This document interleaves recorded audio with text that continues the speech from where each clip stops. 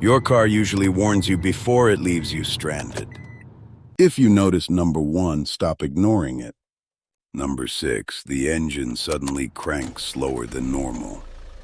That could mean your battery or charging system is getting weak. Number 5, a new burning smell. It could come from overheating wires, leaking fluids, or slipping components. Number 4, new vibrations while driving. Tires, wheels, suspension, brakes, or drivetrain problems can all start this way. Number 3, your temperature gauge starts climbing. Keep driving with an overheating engine, and a small cooling problem can become a major repair. Number 2, fresh fluid under your parked car.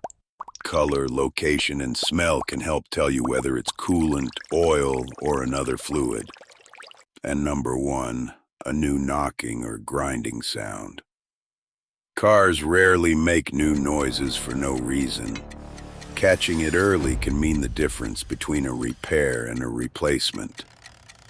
Your car gives clues. The expensive mistake is waiting until the clue becomes a failure. Save this for the day your car starts acting weird.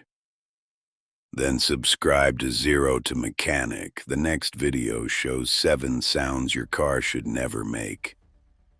And comment which warning sign your car has given you.